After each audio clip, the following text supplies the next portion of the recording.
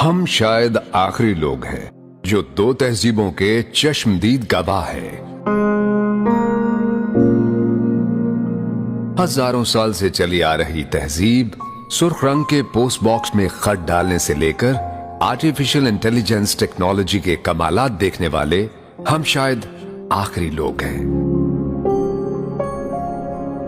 وہ مٹی کے بنے گھر، کچے صحن، گھڑے کا پانی، ٹاٹ والے اسکول، تختی اور سلیٹ، سیاہی کی دوات اور کانے سے بنا قلم، کاچی کی بھینی خوشبو، سٹاپو، پٹھو گرم، چھپن چھپائی، کنچے اور کوکلا شپاتی جیسے کھیل، صحن میں چار پائیوں کی قطار، مٹی کی ہانڈی اور لسی کی مدھانی، وہ کھیتوں میں بیل کے ذریعے چلتے ہل، درانتی سے گندم کی کٹائی اور گاؤں کی چوپال پر حکے کی گڑگڑاہٹ میں بزرگوں کی محفل، شام ڈھلتے ہی مٹی کے تیل سے جلنے والے لیمپوں کی ہلکی لو، ریڈیو پر فریکوینسی سیٹ کرتے کرتے اور آسمان پر ستارے گنتے گنتے نیند کی آگوش۔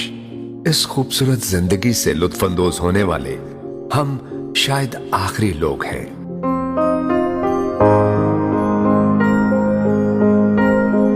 1950 سے لے کر 1990 کے درمیان پیدا ہونے والے ہم خوش نصیب لوگ ہیں جنہوں نے ہزاروں سال سے چلتی آ رہی اس تہذیب اور روایات کو دیکھا ہے۔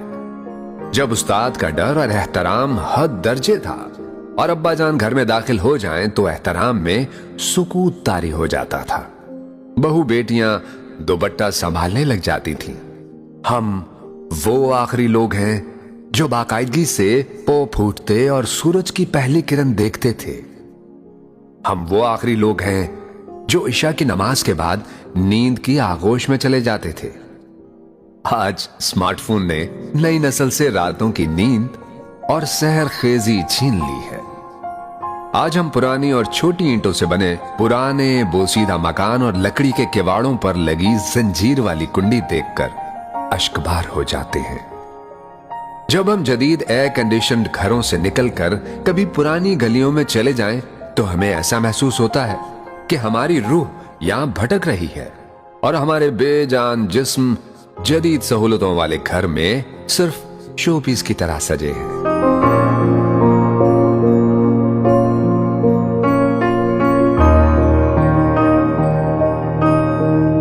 1950 سے 1990 کے درمیان پیدا ہونے والے ہم خوش نصیب لوگ ہیں کیونکہ ہم وہ آخری لوگ ہیں جنہوں نے مٹی کے بنے گھروں میں بیٹھ کر پریوں کی کہانیاں سنی، جنہوں نے اپنے پیاروں کے لیے اپنے احساسات کو خط میں لکھ کر بھیجا اور ہفتہ بھر ڈاکیے کا انتظار کیا۔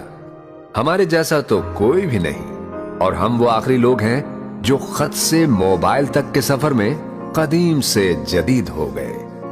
ہمیں بڑے اور کچے صحن میں قطار میں بچھی چارپائیاں اور ان کے قریب لکڑی کے سٹینڈ پر سجے ٹھنڈے پانی کے گھڑے بے حد یاد آتے ہیں، بے حد یاد آتے ہیں۔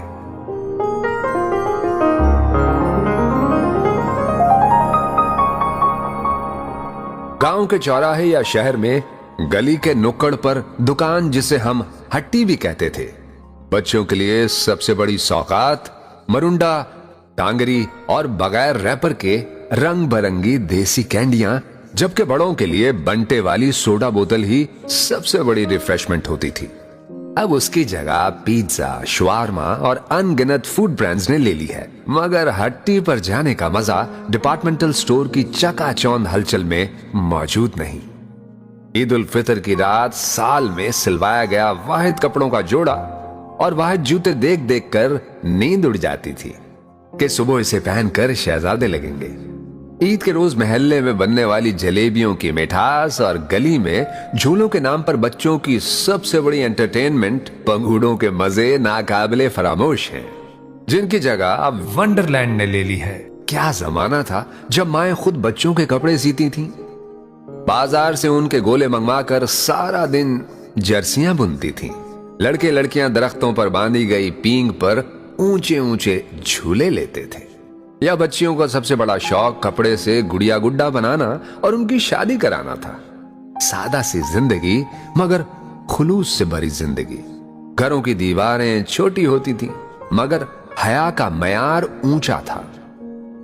शाम को खवातीन दीवार के उस पार पड़ोसनों से हाल अहवाल भी पूछ लेती थीं। दीवारों से जुड़े ये रिश्ते व्हाट्सएप मैसेजेस ने छीन लिए हैं।